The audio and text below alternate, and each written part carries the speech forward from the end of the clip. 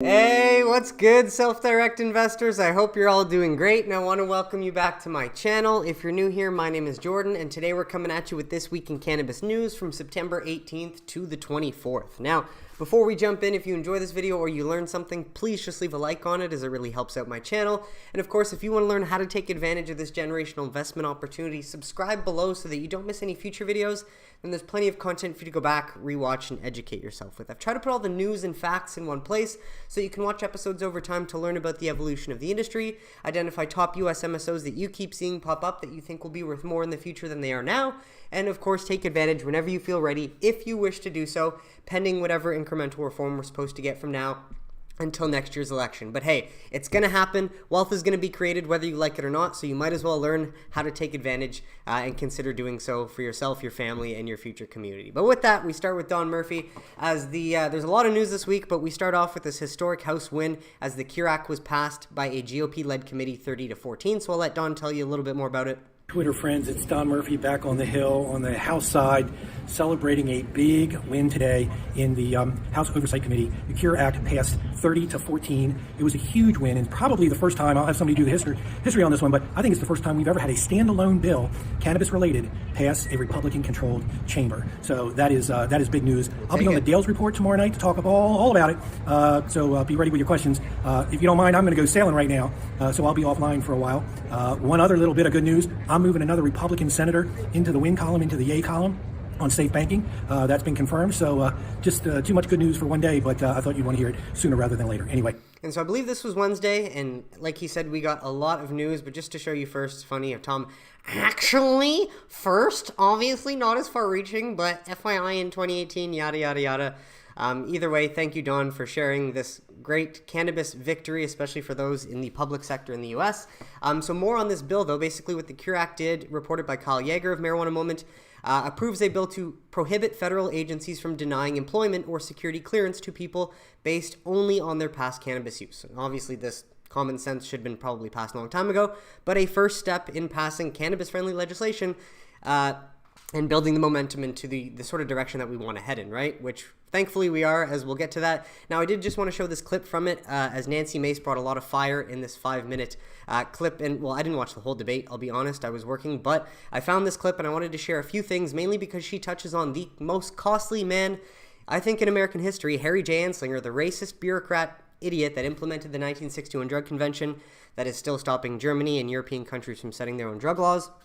All that to say is that she brings up some points that I've known for a long time and that you have all known for a long time, but to hear it said as testimony in the floor in Congress is kind of a big deal because, and I just found it extremely reassuring for us to hear that we've been right all along, and it's just a matter of time for everyone else to catch up with us. And so just wanted to share a few bits from this clip. South Carolina for Thank you, Mr. Chairman. If we are concerned about dangerous substance use or abuse, then we ought to look first to alcoholism, and the addiction that runs there. If a criminal has committed a crime, they're not going to get a security clearance, period. And I will tell you, it was Harry Anslinger, he was a bureaucrat that led prohibition against marijuana many, many years ago. And to quote him today, there are 100,000 total marijuana smokers in the U.S., and most are N-word, Hispanics, Filipinos, and entertainers. Their satanic music, jazz, and swing result from marijuana use. This marijuana causes white women to seek sexual relations with N-word, entertainers, and any others. The whole premise of prohibition of marijuana and cannabis use way back when was racist.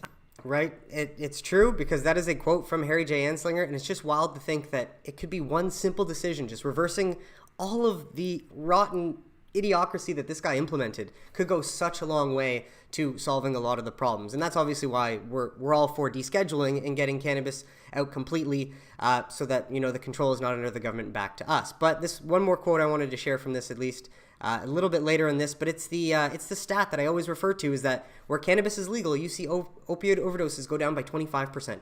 You love to hear this as legit testimony on, you know, in a congressional hearing. Number one gateway is prescription drugs. Well, Number two is alcohol. And if I can reclaim my time, I got 30 seconds, but in the studies that are in the Journal of American Medicine, one medical marijuana dispensary in one state reduces the addiction to opioids, prescribed by your doctor, by the way, they can prescribe a heroin, reduces it by up to 20%, reduces morbidity by opioid use by 19%. So I don't want to hear the argument this is dangerous. Start with alcohol first, and the alcoholism that is rampant in this country, rather than attacking a plant that can save lives. And we need to move forward and allow people who've used it in the past to be able to get some of these jobs and get clearances. Thank you, and I yield back. I almost teared up the first time I watched this, because not only mentioning Harry J. Anslinger, something I've known about that, you know, I try to tell people, no one gives a shit, fair enough.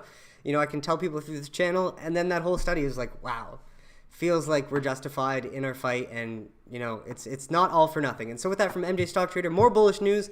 Section 10 intact, and Reed now pushing for the safe passage. Also, by the way, all those links, anything mentioned, will be in the comments if you want to go check that out. I would recommend going to listen to that whole clip. I just have a lot of stories, as you can see, and I don't want to make this video too long. But as MJ Stock Trader was saying, we got this one actually September 19th before the Cures Act announcement. My bad for sort of mixing these up. Mind you, all that to say is that a lot of good news came this week, and Jack Reed, who was the senator that brought up the issue with Section 10, said in an interview that we've talked extensively about it, and we've made some progress, but deferred to banking chair Sherrod Brown on the specifics of any deal. And so this is still from Reed, though. I think we've resolved most of the issues we had, so all that hiccup was now resolved, and I hope we have, so we can get it out of the committee and with a strong vote. And so this was another source, Zach Wormbort, again, linked down below, extremely bullish. Obviously, a lot of people like to hear this as the news continued to come this past week. And so same news on that story from Natalie Fertig.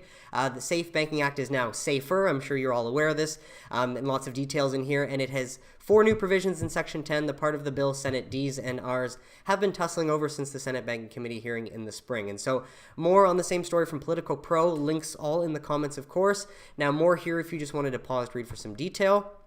And that's mostly it for the second bit. And then a third clip, or a third source sharing the same news. As you know, safer banking legislation is on a positive trajectory when Cory Booker has come around. This is a big signal for me. I don't know about you. Let me know in the comments what you think. As some of you might remember all too clearly, like it was yesterday, how in July 2021, Booker said he'll lay himself down to block any senators who seek to pass cannabis banking legislation sans comprehensive cannabis reform. And we knew comprehensive cannabis reform was the pipe dream. It was never going to happen. And so who ultimately held up all of this progress in the name of restorative justice? Cory Booker and Schmuck Schumer themselves. But good news is that even Schmuck, Merkley, Daines, Sinema, Loomis announced the Safe Banker Act, or the Safer Banking Act. So clearly they want to get this passed. You'd have to think based on all this momentum. If you think differently, let me know in the comments why, but I think it's getting pretty clear that they want to move this because they need the victory.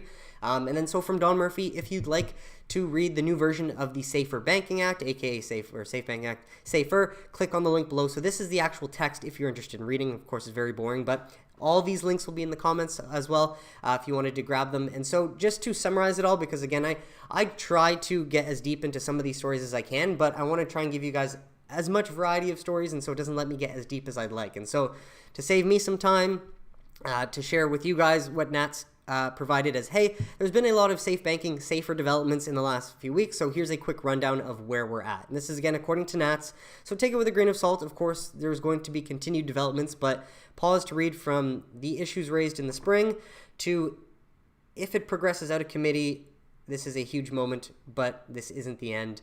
And then a little bit more down here from Nats for anyone who's interested. Pause to read, otherwise, again, full link in the comments.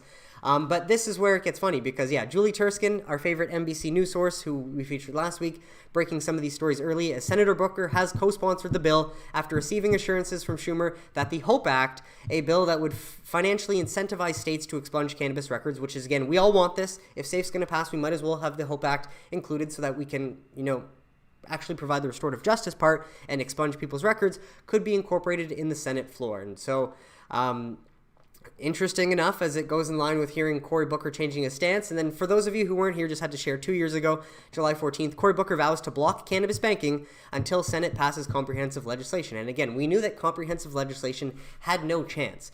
And so he's essentially saying, I'm going to block this until we can get what we know we can't get done, but we're just going to politically posture anyways. And taking you straight down to the quote, I don't know about the other members of the Senate, but I will lay myself down to do everything I can to stop an easy banking bill that's going to allow these corporations to make a lot more money off this, as opposed to focusing on the restorative justice aspect part. And if you've been watching this for the last 2 years, who's made the most money over the last 2 years with the fact that Safe Banking Act hasn't been passed? It's still the MSOs and the most capable operators with the healthiest balance sheets.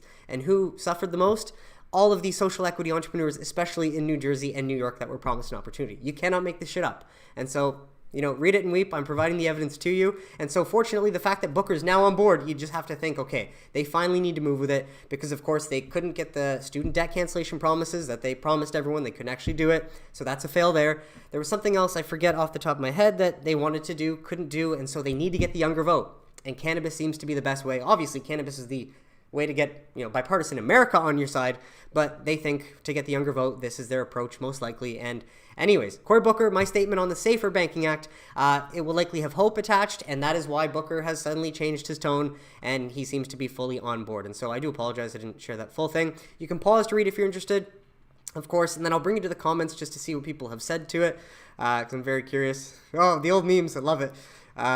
Thank you, Sabatino, for those. But all that to say is momentum ought to be really shifting if we have Booker now backing Safe Plus Hope, and then we even have Schmuck himself tweeting nonstop about this. Breaking, we're introducing the SAFER Banking Act yet again. So same sort of info we saw earlier, but it's from Schmuck's account, and the tweets continue to come. This will help make our communities and small businesses safer by giving legal cannabis businesses access to traditional financial institutions. Yes, well, you could have done this 2.5 years ago, Schmuck.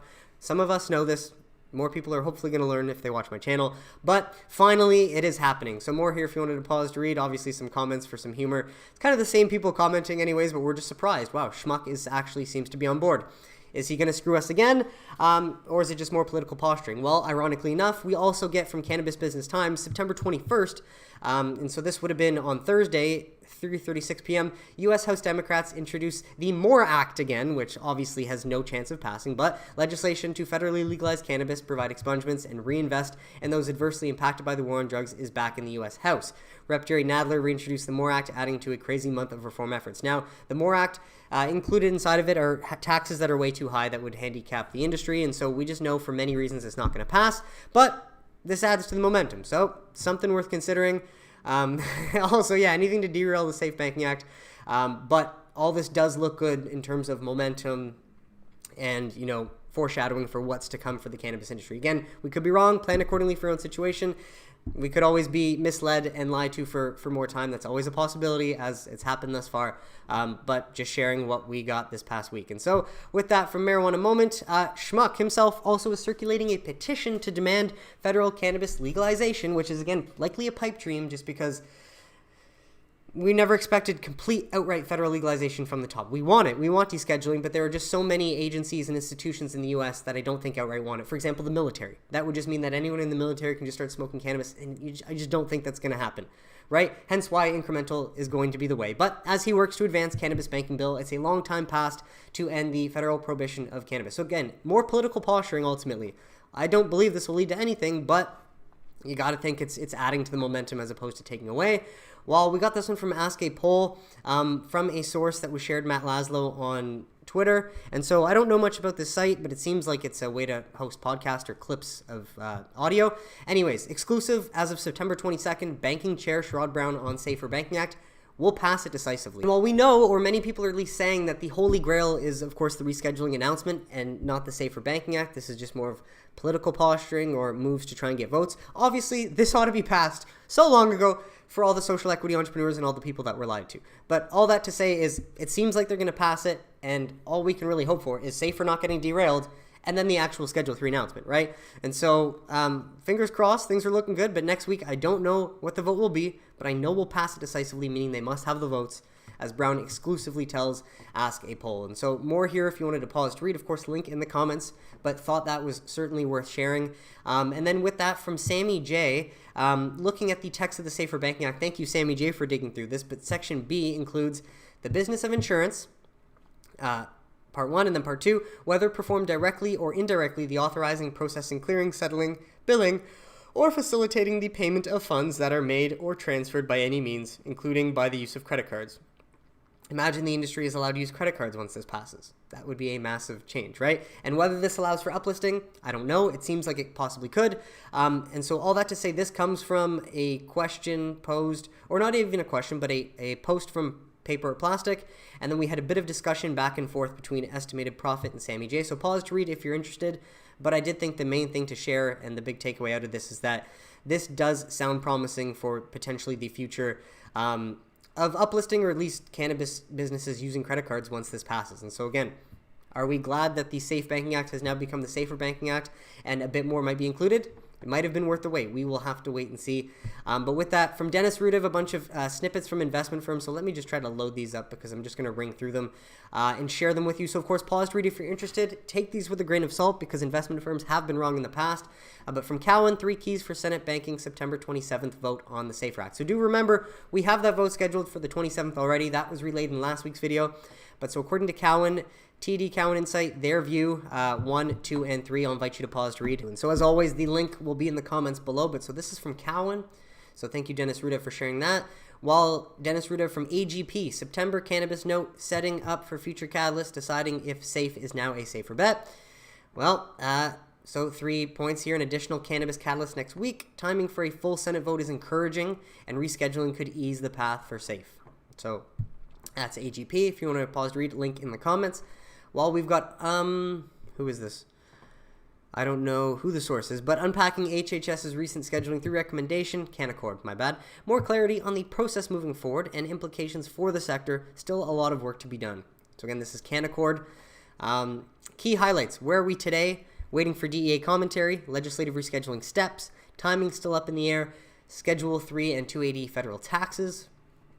While longer-term implications, uplisting, new federal guidance, vehicle for other federal legislative catalysts, FDA guidelines, and then safe banking, SAFER now in the cards. I wonder if this might have come out before the announcement of the SAFER Banking Act, September 19th. Yes, it must have. So worth noting, folks, these are all maybe a little bit older. No, all from different dates and times. So that's worth noting. But again, take these all with a grain of salt. But the best one, I think, from Dennis Rudiv, I've shared this before from Viridian, but how much will MSO save in taxes from the elimination of 280E, which is a massive fucking deal because up until now, these MSOs have effectively been working for Uncle Sam, which is crazy when you think about it, the only industry in the US to be discriminated against like this. But what will happen when the rescheduling to Schedule 3 is announced overnight? 280E will be removed, essentially. And that they estimate that the eliminating 280E would save the companies on the chart around $700 million annually. And so, of course, we know Curaleaf stands to keep the most profits and gross profit, while Trulieve is second, Verano third, GTI fourth, Cresco Labs fifth, Air Wellness actually sixth. Surprising. I love to see that because I did fortunately manage to average down midweek in Air Wellness, which I decided to do over opening a new position in Green Thumb because I could effectively, increase my shares by a large amount while increasing my average price by only 10 cents. And so now I've got like 1,642 shares at $3.50 Canadian, and even since buying, I haven't dipped below close to my average price. So I'm very happy about that. I'll try to remember to add that to the end and just show you all because I want to be transparent, but just wanted to share that I'm very happy that I managed to get that position enlarged this week. And since I ended up buying and averaging down, the price has not gone back down and it's only gone back up. So thank God, feel lucky there. The market gods were on my side for that one, but a little bit more here if you wanted to pause to read. While moving forward, from Benjamin A. Smith, Zuanic & Associates lays out a detailed 6-step roadmap to the various safe banking milestones, starting with a markup vote next week. And so this link will be in the comments, of course. Full report from Pablo. But if we're drawing out the map in chronological order, here are the steps and likely catalysts. 1, 2, 3, 4, 5, 6. So I do invite you to pause to read these. This might be cut off a little bit, so maybe grab the full link in the comments if you're missing any bit of that. But just figured I'd show you some comments. Obviously, hey, take this with a grain of salt. Pablo has been right in the past. He's also been wrong. And with that, a quick detour into some state news. As Business of Cannabis reports, report reveals $92 million in cannabis sales for Florida in August. And often we do get these numbers shared in the New Cannabis Ventures website. I just haven't been on that site for a long time, so I do apologize. Haven't been showing the monthly data from BDSA that we sometimes get. But this actually just covers off of what was featured in Pablo's recent report. As Florida, medical only, still a fast-growing market, and of course, once adult use hopefully gets confirmed being on the ballot in 2024 and then launching summer of 2025, a market with 21 million people and 100 million in annual tourism. It's going to be fucking massive. But all that to say is more information here if you want to pause to read. Is August's 92 million in sales contributed to a 3-month total of 480 million, valuing Florida's medical industry at 1.44 billion. So lots more here if you wanted to pause to read. But as of writing this article, they got up to 833,000 registered patients. But that's very old because I think as of last OMMU report, which I shared last week, they were up to 842 or 844,000. So a little bit old there. Nonetheless, lots of information here about Florida if you wanted to pause to read. Well, we got this update out of the shit show that is New York, but we appreciate our favorite source, Brad Rossino, for telling us like it is. It's a true story. I dropped off a sample to a lab for independent testing. Results came in. Lab director asked me what I did with the rest of the product. I bought an eighth, only needed a gram. I still have it, I said. Do not smoke that, they said. Coming from the story, Syracuse.com, New York's testing failures expose legal weed consumers to unsafe cannabis. And at first glance, you're going to think that this is cannabis bought from one of the 8,000 illicit stores selling cannabis for much cheaper from the black market, undercutting the legal cannabis dispensaries selling much higher prices. But when you read the story, it turns out that this was actually dispensary purchased cannabis in New York, and it was filled with pesticides apparently. So you cannot make this shit up, and this is not a direct consequence of ending cannabis prohibition because we're not seeing this out of dispensary cannabis in other states. This is a direct consequence of the incompetence that we're seeing out of Kathy Hochul and her Marxist or socialist team of at the Office of Cannabis Management in New York, because you can't even call it a half-ass legal cannabis program. Their botched, terrible cannabis program made it so that the testing requirements were so nil that we're having this problem now. So it's just a consequence of, wanting to promise social equity and then giving everyone equal outcomes, making everyone equally poor. It's exactly what these Marxists in New York wanted to do, and they've succeeded in destroying this program. And so fascinating findings, again, disastrous, and it's just going to be wild in a few years when we look back at what did happen to New York. They've got a long way to correct themselves, but more on the story here. New York testing failures expose legal weed consumers to unsafe cannabis, a serious health threat. But I just did want to share one thing I found in here that was interesting. And again, thank you, Brad Rossino. Great reporting. But to bring you down to this bit here, I just noticed the majority of these products should never have been allowed to be sold to consumers and may pose a serious health threat, said Sarah Aarons. Do you think she's related to Dan Aarons, the portfolio manager for Advisor Shares MSOS? Let me know in the comments if you somehow know. I haven't done any research yet. I just noticed this, but just curious. Founder and CEO of New Jersey cannabis testing company True Labs for Cannabis. And so more about the findings here, of course, full link in the comments, but just had to share that. And again, more reason why we have to deschedule so that, incompetent regulators and politicians aren't, the ones fucking us all over, throwing us under the bus without us even realizing it, because we're not doing the sort of research that Brad's doing. And so with that, though, more reasons to deschedule. A study, MDPI, this one was published September 7th, 2023, so fairly new. Anti-inflammatory effects of minor cannabinoids like CBC, THCV, and CBN on human macrophages. So lots here, of course, don't want to spend too much time on it, but the main summary, and again, more reason to deschedule and why we're expecting the rescheduling to Schedule 3. In summary, because we know cannabis has many medical potential benefits. THCV, CBC, and CBN exert anti-inflammatory effects by influencing different stages of gene expression, transcription, post-transcriptional regulation, translation, and post-translational regulation. What do you know? Some of these compounds in the plant happen to reduce inflammation, much like some of the other ones. And I imagine the more we study it, the more we're going to find other compounds having similar effects. And so read it and wait, full link in the comments, but love to share this, as again, it's more reason why we got to deschedule. And on top of that, great tweet from Callie Means, proving a very sad point. More than 50% of psychologists are directly paid by antidepressant makers. And it is a wild realization when you understand that doctors are essentially drug dealers. They don't know the first thing about human biology. They don't know about the endocannabinoid system that's found in every living mammal, right? And so, when you realize that doctors are ultimately drug salesmen for pharmaceutical companies, as opposed to people that know anything about biology or health, that's a big wake-up call. And then it puts into perspective why cannabis is still illegal and how we're at where we're at today. The U.S. has medicalized our brains more than any other country and lead the world in depression and childhood suicide. And this is a long road back from, I'm sure we can do it, but it's not easy. Here are 8 other facts that prove why the U.S. psychiatry industry is a scandal. Just highlighting global antidepressant users per 1,000 people, U.S. 110, and the U.S. and New Zealand are the only 2 countries where you can promote antidepressants on the television. Brought to you by Pfizer, right? And so more here if you wanted to go through it. It's insane, but definitely a good read, and it'll wake you up to a lot of the reality of, why people are actually sick and, why other people are healthy. And don't go to the doctors for health advice. But with that, from MSO News, Columbia Care unveils new name and brand identity, the Cannabis Company, to bring passion and people to the forefront. Interesting approach. As of right now, I imagine rebranding is going to cost some money. It definitely doesn't seem like the best time to be rebranding for MSOs or maybe tier 2s that are less healthy financially, balance sheet wise. But hey, I imagine that they ran the numbers before doing this change. And since they do have many dispensaries that are Cannabist, might as well do it. And so main update, company to begin trading under CBST on the NEO Stock Exchange in Canada as of September 21. So more here if you wanted to pause to read, otherwise link in the comments. With that, Trulieve opening medical dispensary in Evans, Georgia. So good to see them expanding into Georgia, a lesser competitive market, as company celebrates grand opening and expands access to low THC products for patients in the Augusta metropolitan area. And so this location is Trulieve's first in the northeast of Georgia, giving patients in the greater Augusta area from Columbia, Richmond, Lincoln, and Burke counties better access to low THC products. So we love to see that. Of course, Georgia, a lesser competitive medical-only market. Good to see Trulieve taking advantage and opening more locations there early while they can. And so pause to read if you're interested, otherwise full link in the comments.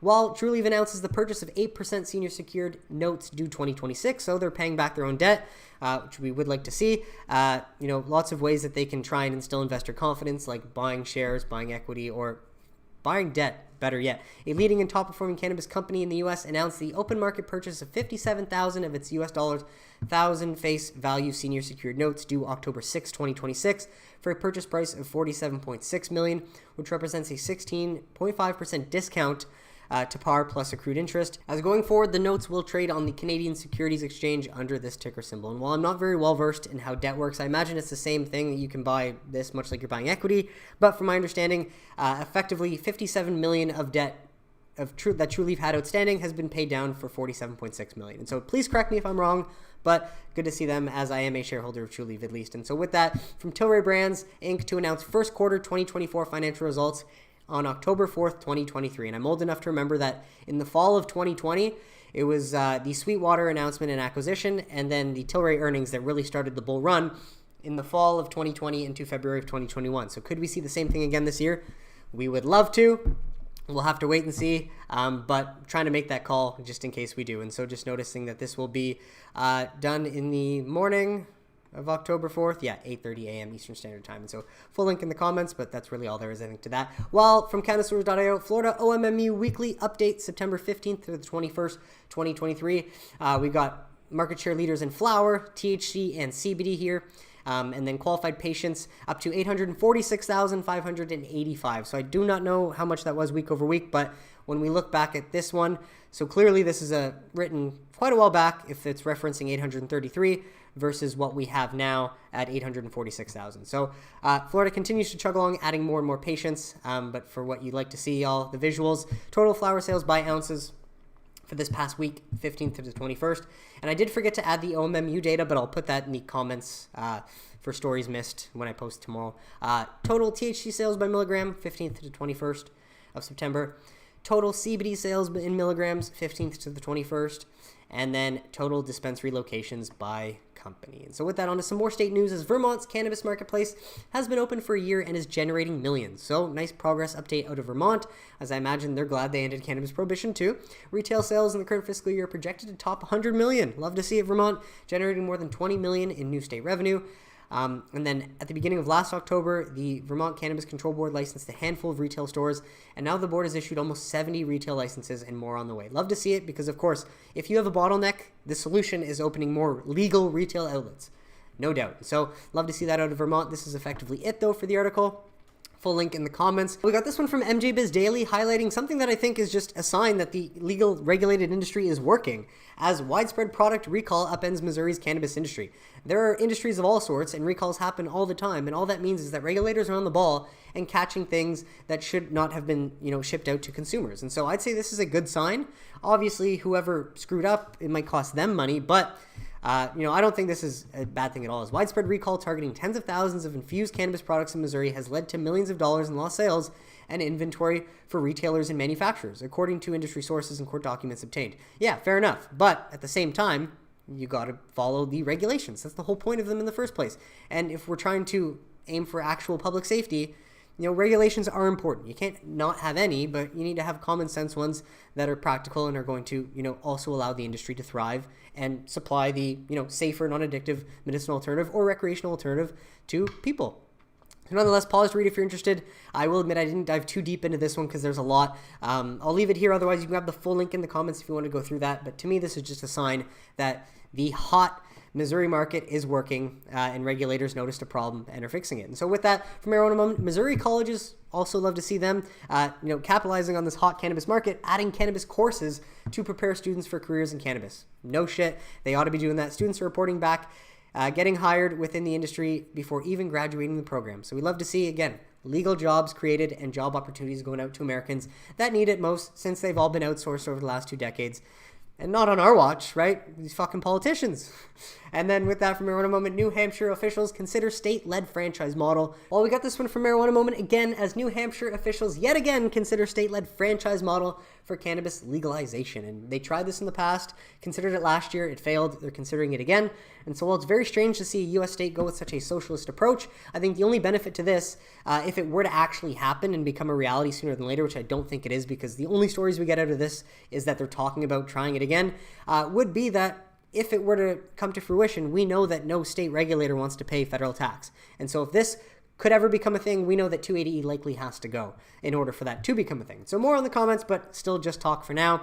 While from Marijuana Moment, trade associations, advocacy groups, and labor unions push Congress to pass cannabis banking bill this year for worker safety. And this came out on September 19th. So this story is before the SAFER Banking Act update that we got.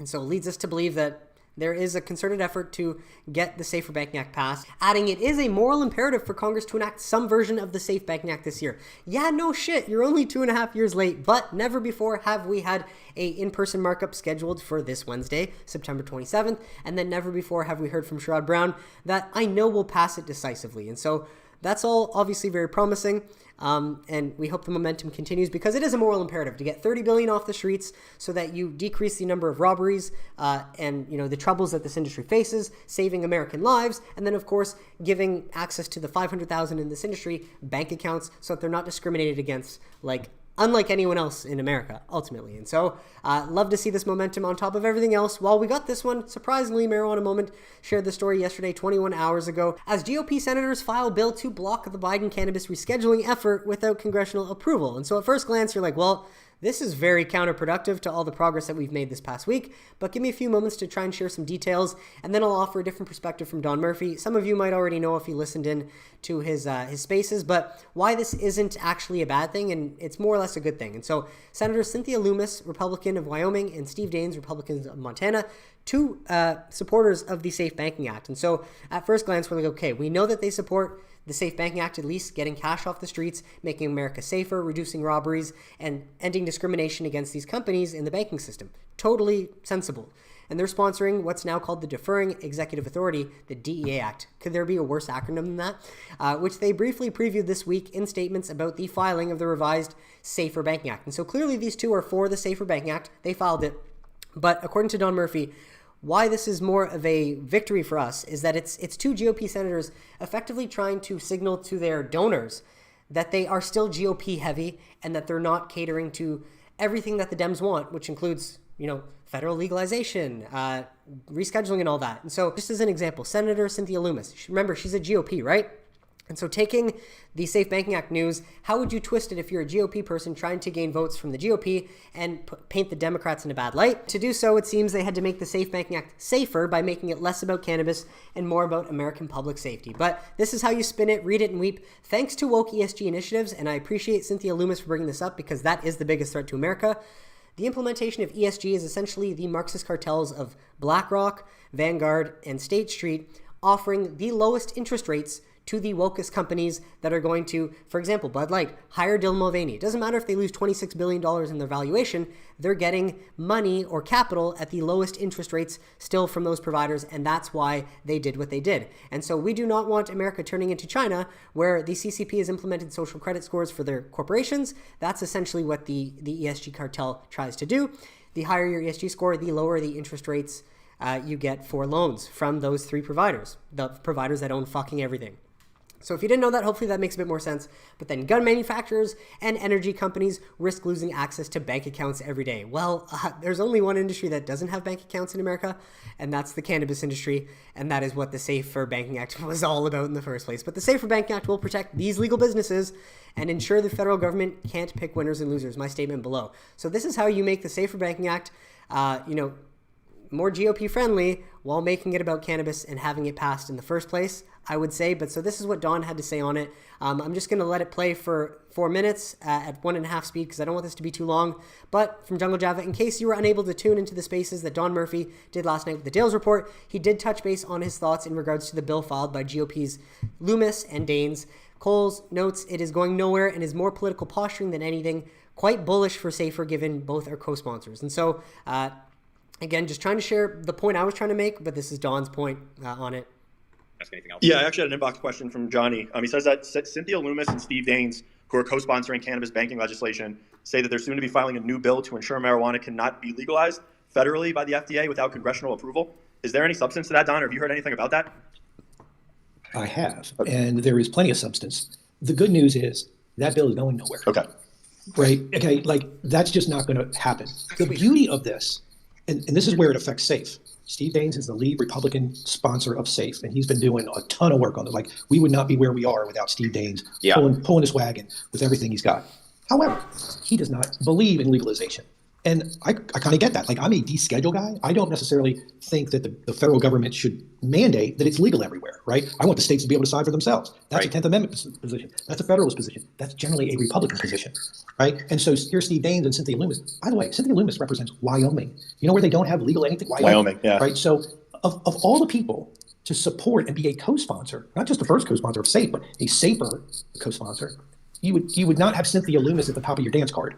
Mm-hmm. Right. And so here she is doing the right thing by all of us, the industry, the consumers, the patients. She gets zero political credit for it. In fact, she probably gets just the opposite. Right. The right wing crazies in Wyoming are probably out to they would use this if they were going to primary her. Yeah. Right. But so she codifies or memorializes her opposition to legalization. At the same time, SAFE is going down the track to stand up and say, "Oh, I'm not for legalization." Steve Daines, I'm not for legalization, and they can use that when they're talking to Republicans. This is a great thing. Yeah. This is perfect for us, right? Because she can say to every other Republican, "Look, I'm not for legalization. I'm not for Schedule 3. I'm not." In fact, as I understand it, the bill would not say they're not for Schedule 3. They just want to go through Congress, right? They want to preserve the congressional oversight and authority against the bureaucracy. That's actually a pretty good thing. And that's true. Right? I mean, none of us are happy with the bureaucracy. The bureaucracy is what got us where we are. Yeah. I mean, I'm with you. I think ultimately handing it down to the states. And I mean, you could say Congress got us where we are by delaying, but it was ultimately the bureaucracy, the DEA, the FDA, that have done nothing from the 70s till now. Overall legalization, it does sound nice, but it doesn't necessarily be the goal it shouldn't be the goal for us to really succeed and move this forward. I mean, states' rights work. And I mean, we can't have our cake and eat it too, which would be full legalization on a national level. Right. And if a half a dozen or a dozen states don't allow cannabis, well, that's more cannabis sales for the states that do. Absolutely. It's like why I love vegans. More meat for me. Yeah. And I mean, there's still states that are dry at certain times on a Sunday during the week in certain counties. And I mean, they're just fine. I mean, I think alcohol is a decent model for cannabis to follow. And I mean, it does lead down to the states ultimately. Yeah. Right. I think we all ultimately see descheduling as the right thing to do and the best possible solution, but we're just not going to get that out right. And so hopefully that helps prove the point that I was trying to make. Thank you, Don, again. And I do have this full link to the Twitter Spaces featured a little bit later in the story. But a few more stories before we get there. For Marijuana Moment, payment processor Square enters Canada's cannabis market through partnerships with online sales platform Jane. And so I think this is an interesting precedent. This is how Square can enter cannabis sales without actually entering them. We know cannabis dispensaries have limited options when it comes to reliable and integrated commerce tools. And if we look back and read that snippet in the SAFER Banking Act about credit card processing, this could be some foreshadowing again to what happens once the SAFER Banking Act can finally be passed. And so full story in the comments if you wanted to, while the NCAA, I don't need to add a triple or a third one. All that to say is on the 22nd, yesterday, Friday, CSMAS recommends divisions remove cannabinoids from NCAA banned drug class. Love to see it. Obviously should have happened a long time ago. We should see the World Doping Agency. We should see the Olympics. We should see the NFL, the NHL. I don't know if the NHL bans cannabis use. Probably not. doubtful. All that to say is all of these organizations should follow suit with the NCAA. No shit, because it's ultimately following the science, not the political science.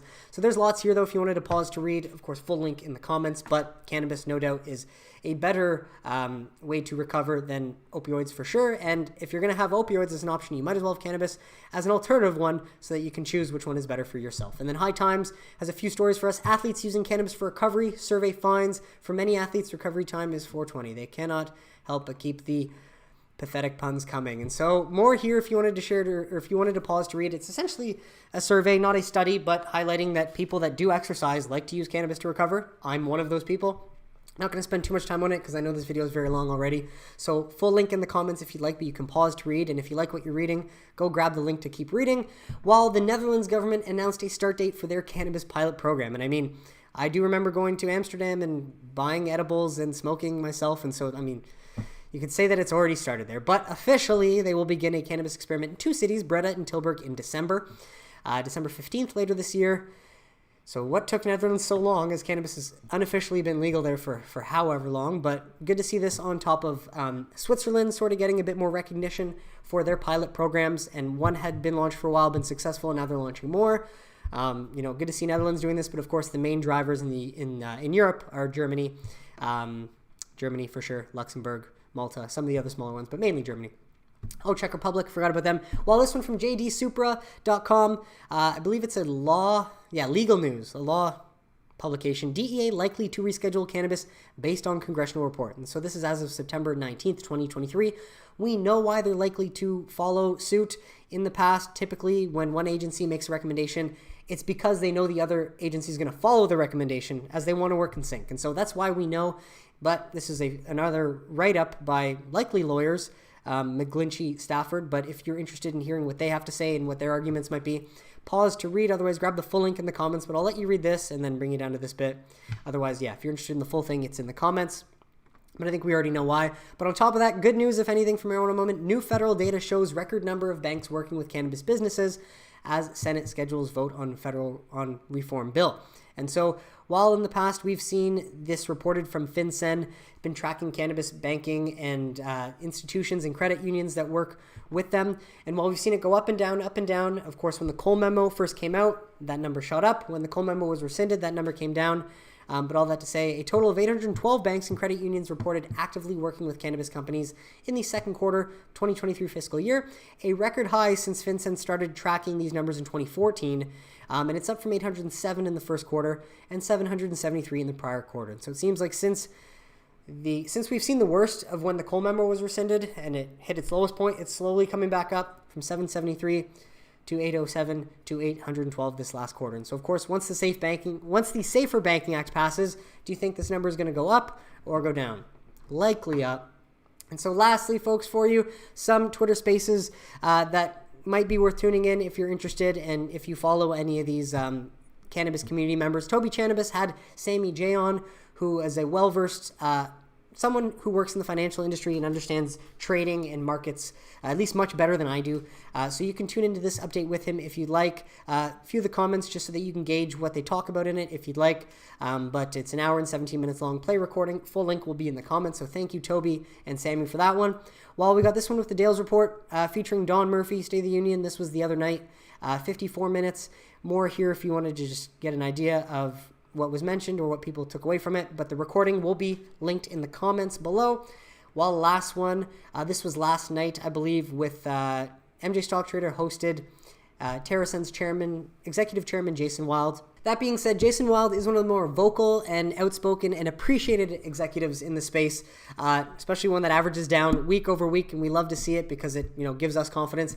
All that to say, the link will be the last link in the comments, I believe, and then I do want to share another purchase that I made this past week, as I'm very happy about it. But all that to mention to any of you is that we saw a lot more red this past week, but that was needed after the 2 weeks of massive green growth that we saw to start September. And so as much as we want to see the straight up hockey stick growth, that's unhealthy growth that's going to come back down. And we would want to see 2 weeks of green and then a week of red back before, the healthier popping up, popping down, popping up. That's sort of a more healthy long-term bull market. That's what we're looking for. All that to say, though, is I got very lucky this past week. And while I wanted to try and get them for cheaper, I did end up buying 538 more shares at $3.71. And I feel very lucky because after this purchase, basically my average price before was $3.40, and I did the math, and while I didn't want to average up, I knew that if I did, it would still put me in a very good spot. And after all said and done, my average price is now just $3.50. So I figured best to buy these shares at this price and not be cheap, again, much like last time. And, I feel very good about now owning 1,642 shares of Vera Wellness at $3.50, which represents effectively a market cap of 250 million Canadian dollars, because obviously my shares are in Canadian.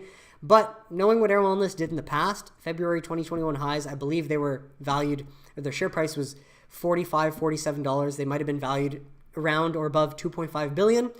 I just believe that Air Wellness is going to get there again and then some. And so I feel very good about owning them at a market cap of 250 million, because when they get to 2.5 billion, that's going to be a 10 bagger for me. 10x. In the words of Peter Lynch, love getting me some 10 baggers, and that's at least what I'm looking forward to. I know I mentioned that I was going to consider a purchase in Green Thumb or TerraSend, but after looking at it, and again, the market cap valuations, I want a lower cap, small cap company that's going to go from hundreds of millions or even less than hundreds of millions into the billions. And I know what Air Wellness is doing in Florida, and I know that they're going to be, valued more than 2.5 billion, I'd say, in 12 months, 24 months from now. And so I feel very good about that. And just wanted to share because, again, I keep telling you transparency is, the name of the game for me, or at least one of my important values. And I did make these purchases Wednesday. But that is it for today's episode, folks. I want to thank you so much for tuning in, and I really hope you got some value out of it. What did you think of the stories mentioned? Let me know in the comments if you have any questions or suggestions, and I'd be happy to address them. But besides that, if you enjoyed this video and you learned something, please just leave a like on it. Subscribe below if you don't want to miss any future videos, and I will catch you next week for This Week in Cannabis News. Have a great week, everybody. Take care.